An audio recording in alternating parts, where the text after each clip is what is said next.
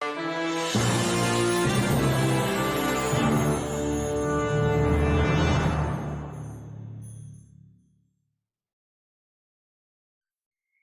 morning, Meadow. Beth stopped at my desk.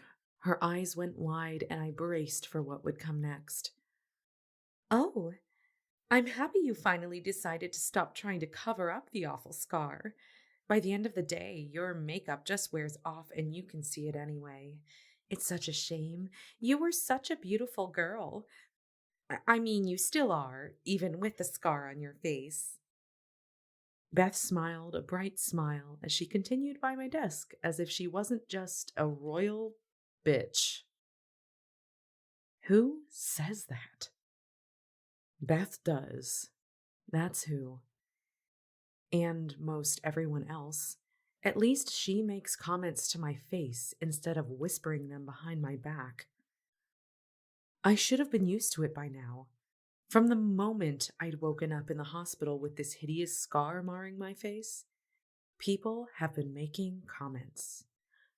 Oh, you poor thing. Does it hurt? So sad to mark such a pretty face. I've heard it all, and mostly I ignored the stares and running commentary about how my scar came to be. People comment as if I don't know I have a 6-inch scar running from my ear to my chin. I knew it was there. I saw it every day. A stark reminder that I was lucky to be alive. My flesh had been flayed open with such force, 2 of my teeth were dislodged, and I have dental implants. Unfortunately, even after plastic surgery, the scar was still prevalent. These days, I chose to view the mark as a symbol of what I lived through. I've not always felt that way. There were many dark days after the attack happened. I was too afraid to leave my house, horrified I looked like a monster, and there was a time I'd contemplated ending it all. I might have, if it wasn't for a very special woman who I'd clung to like a lifeline. Veronica Venus 21 was my savior, even though I'd never met her in real life. She was a member of a message board I joined after I was released from the hospital. The group was for victims of violent crimes. We'd spent hours in the online chat room. She'd survived a horrific ordeal, much worse than mine, and she'd made it through. She gave me hope. Seaside, Oregon is a small resort city with a beach known for its surf breaks and a 1920s promenade with an arcade and an old-fashioned carousel.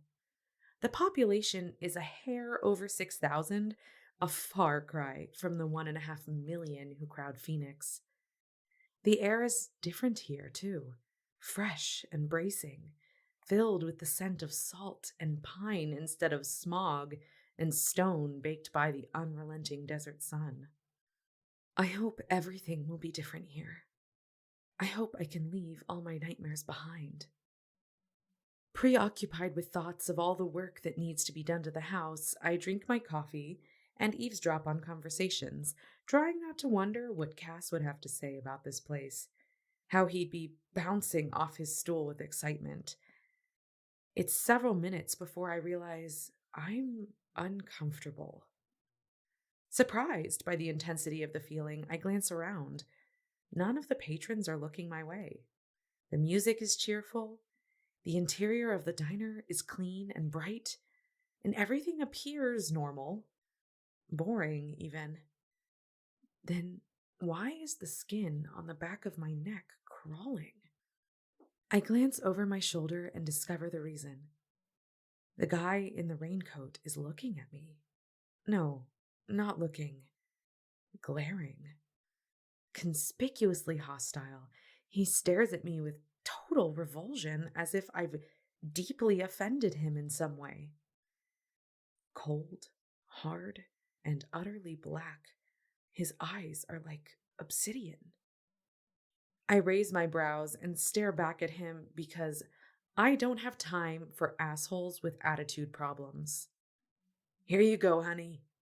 The nice waitress deposits a plate in front of me. It's overflowing with an omelet that could feed a family of four, topped by a messy pile of hash browns. Wow, that's a lot of food. She laughs, her stomach jiggling. I should have warned you about the portion sizes. Cal, that's my husband, is the cook, and he likes folks to leave feeling like they got a lot for their money. Tell Cal you can raise the price of this omelet by $10, and I'd still feel like I got a lot for my money.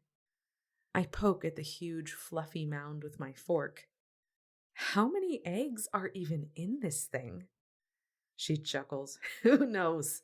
I gave up trying to get him to follow recipes years ago. I hope you like it, honey. I'm sure I will. Thanks.